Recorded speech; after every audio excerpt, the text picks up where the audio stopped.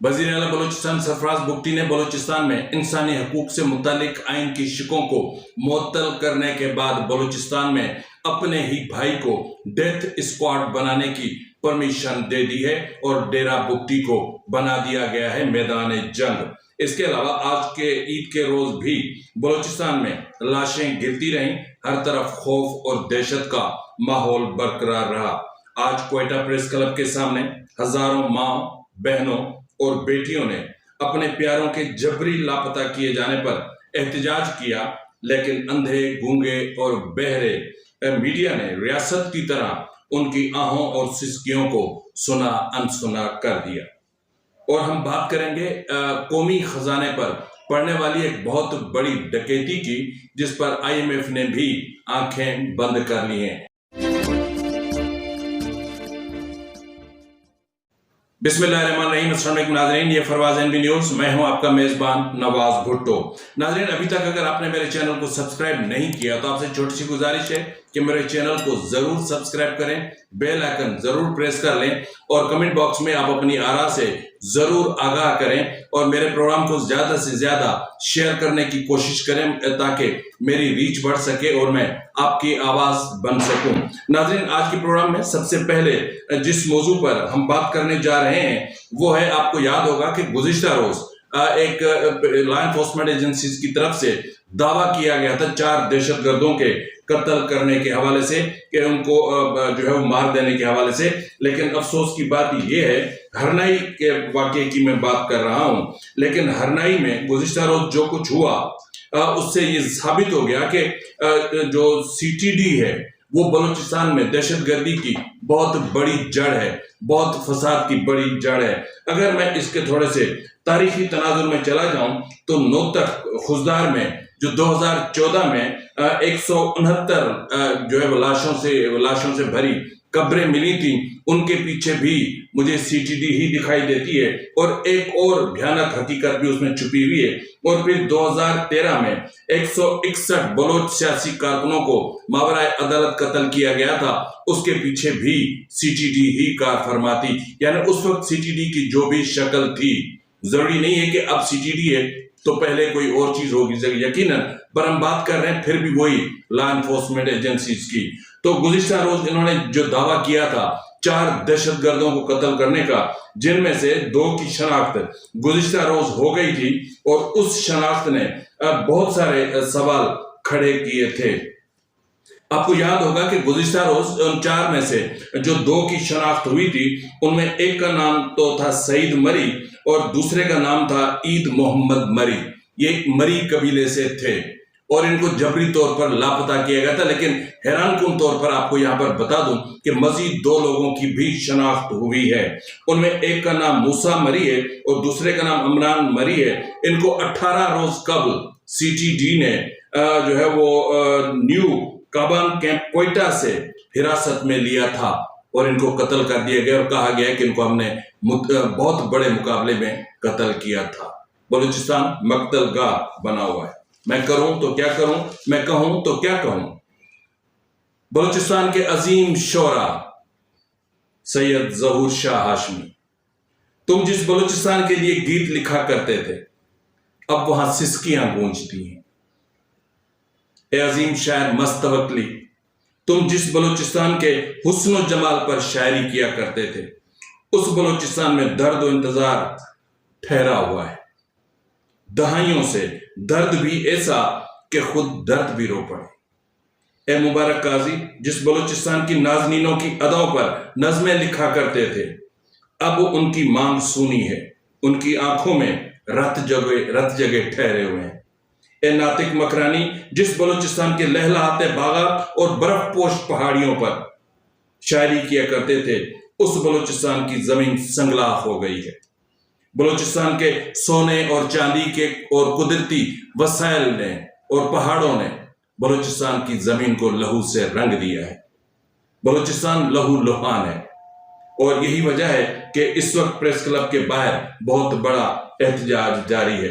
लेकिन जिस तरह मैंने आपसे बात की कि बलूचिस्तान के वजीर आला ने अपने भाई को डेथ स्क्वाड बनाने की परमिशन दे दी है, ڈیرا بگٹی کا علاقہ میدان جنگ بنا ہوا ہے۔ گزشتہ روز بھی کئی لوگوں پر حملے کیے گئے۔ اب یہ کہا جا رہا ہے کہ وزیر اعلیٰ سرفراز بگٹی، جس نے ریسنٹلی ایک متنازع ترمیمی ایکٹ منظور کروایا ہے پارلیمان سے، اور اس پارلیمان سے کہ جس کے پیشانی پر جمہوریت کا لیبل لگا ہوا ہے، سچ تو یہ ہے کہ وہاں پر سیاہی کا لیبل ہونا چاہیے تھا۔ جس طریقے سے جو گھٹیا اور جو ایک خطرناک ترین ترمیمی ایکٹ منظور ہوا، وہ بلوچستان کے لیے کہ آنے والی نسلوں کے لیے بہت خطرناک ہوگا، لیکن اب ایک پراپر ڈیتھ اسکواڈ بن گیا ہے جس نے پوری تباہی مچائی ہوئی ہے ڈیرا بگٹی کے علاقے میں۔ کیا کریں بھائی؟ تو بھائی، بڑا بھائی جس کا وزیر اعلیٰ ہو تو چھوٹا بھائی کچھ بھی کر سکتا ہے۔ کیا خیبر پختونخوا میں علی امین گنڈا پور کا چھوٹا بھائی کچھ نہیں کر رہا؟ کیا سندھ میں زرداری کچھ نہیں کر رہے؟ تو یہ ہر جگہ ہوتا ہے، لیکن بلوچستان میں بالخصوص۔ لیکن جس طرح میں نے آپ سے بات کی توتک انسیڈنٹ کی اور پھر 161 سیاسی ورکرز کی، تو اس کے بھی اگر آپ تانے بانے ملائیں گے تو آپ کو نظر آئے گا کہ کہیں سرفراز بگٹی آپ کو وزیر داخلہ نظر آئے گا، تو کہیں سرفراز بگٹی آپ کو وزیر اعلیٰ بلوچستان نظر آئے گا۔ کیوں سرفراز بگٹی کے دور میں ہی یہ سب کچھ کیوں نظر آتا ہے؟ اس لیے کہ ڈیتھ اسکواڈ بنا ہے تاکہ ریاستی اداروں یعنی ملٹری اسٹیبلشمنٹ کے سامنے خود کو قبول کروا سکیں۔ لیکن اس وقت جس طرح میں نے آپ سے بات کی کہ بلوچستان میں کیا چل رہا ہے، تو عید کے روز بھی میں نے آپ سے کہا کہ لاشیں گرتی رہیں۔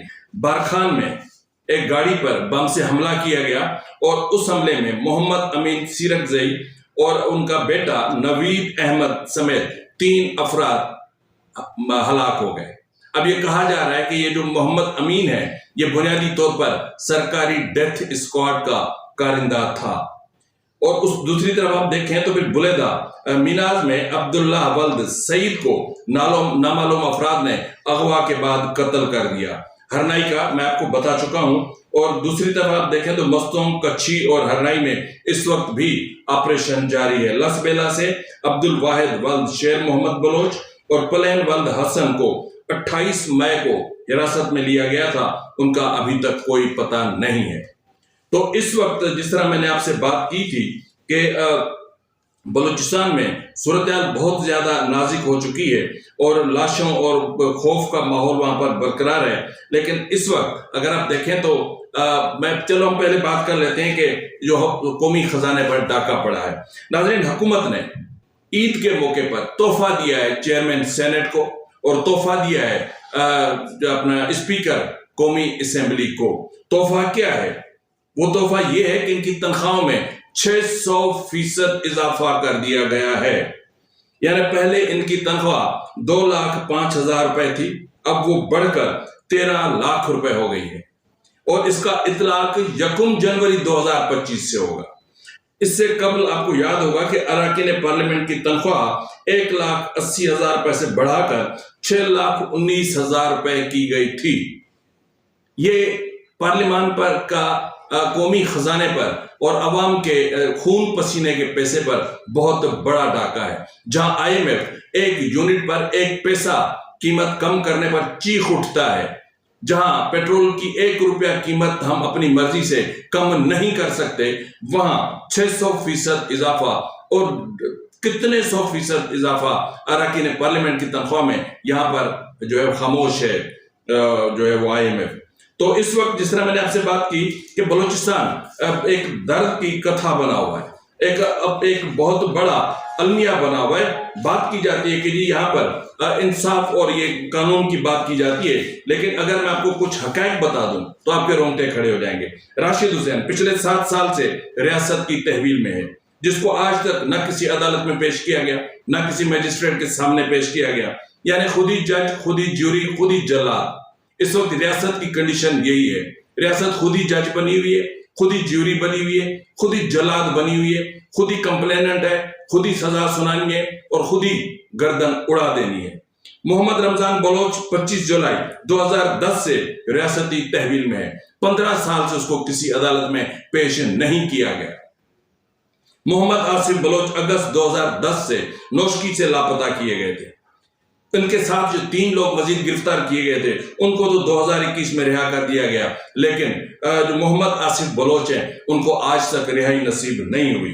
اس کے علاوہ نذر محمد کو 2012 میں لاپتہ کیا گیا تھا، آج تک اس کا کوئی پتہ نہیں ہے کہ وہ کہاں پر ہے۔ نومبر 2012 میں یعنی 13 سال سے پہلے ایک شخص تھا راشد لانگو، اس کو جو ہے وہ کیا گیا تھا، لاپتہ کیا گیا تھا، جس کا آج تک کوئی پتہ نہیں ہے۔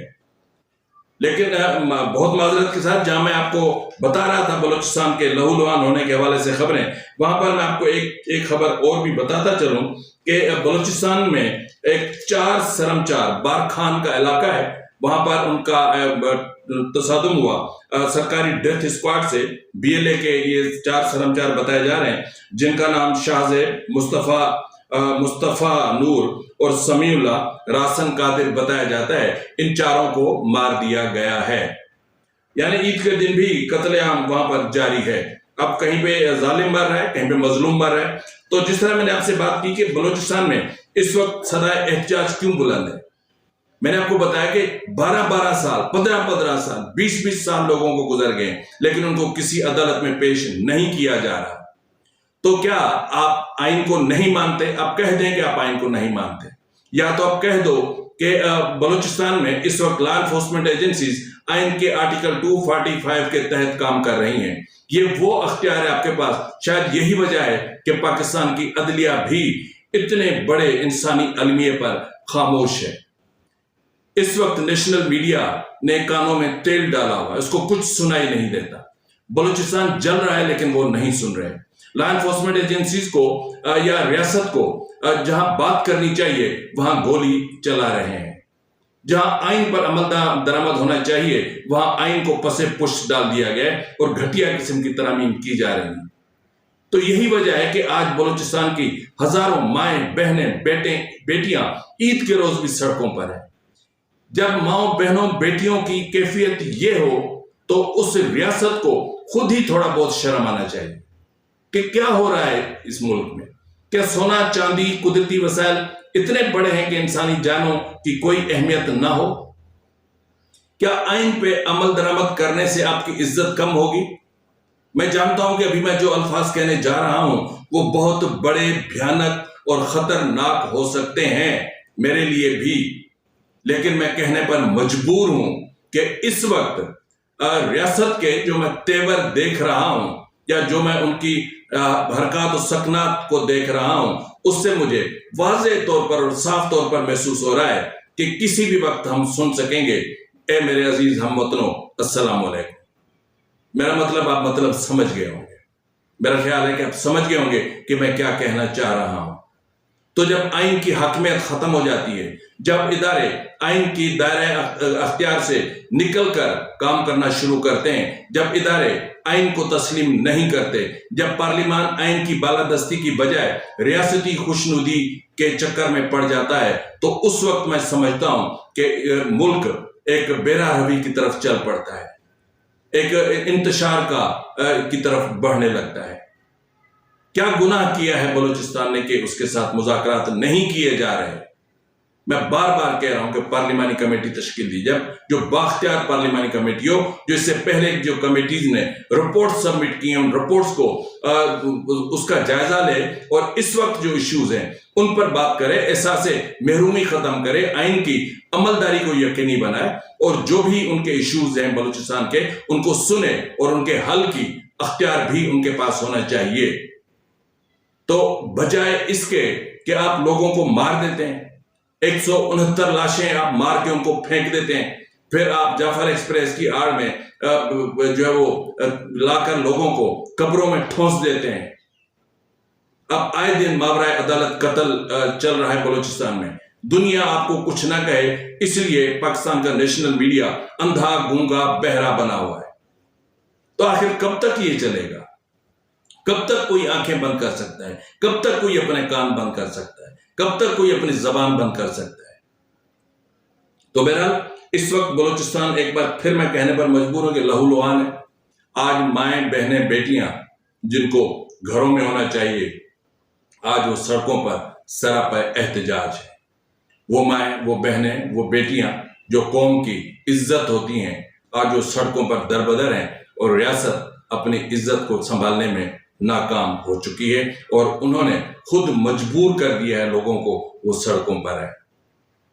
ہونا تو یہ چاہیے تھا کہ ڈاکٹر ماہرنگ بلوچ کو رہا کر کے ان کے ساتھ بات چیت کی جاتی، لیکن ایسا نہیں کیا گیا۔ ایک 3 MPO جیسے ایک گھٹیا اور ایک برطانوی دور کے ایک قانون کے تحت انہیں آپ لوگوں نے نظر بند کر رکھا ہے، جس کی وجہ سے ان کی شہرت میں اور اضافہ ہو رہا ہے۔ تو اس طرح کریں گے تو آگے چل کے اس کے نتائج بھی ایسے ہی نکلیں گے۔ اب بغاوت کے بیج بو کے حب الوطنی کے پھول نہیں توڑ سکتے، اب حب الوطنی کی فصل نہیں اگا سکتے، اب لاشیں بو کے آپ وطن سے محبت کے جو ہے وہ آپ جوان پیدا نہیں کر سکتے جو وطن سے محبت کرتے ہوں، جن کے سامنے ان کے باپ مار دیے گئے ہوں، لاپتہ کر دیے گئے ہوں، جن بیٹیوں کے سامنے ان کے باپ کو اٹھا کر لے جایا گیا ہو، جن کے شوہروں کو اٹھا کر لے جایا گیا ہو اور پھر ان کی مسخ شدہ لاشیں ملتی ہوں، ان کے دلوں میں کبھی حب الوطنی کے گیت نہیں گونج سکتے، ان کے دلوں میں کبھی حب الوطنی پیدا نہیں ہو سکتی، وہاں پر صرف نفرتیں ہی بڑھیں گی۔ تو یہ وقت نفرتوں کو ختم کرنے کا ہے۔ آپ طاقت کے نشے میں چور ہو کر اپنے ہی آپ کو زخم لگانے سے گریز کریں۔ فی الوقت کے لیے اتنا ہی، ملتے ہیں پروگرام میں، تب تک اجازت دیجیے، فی امان اللہ۔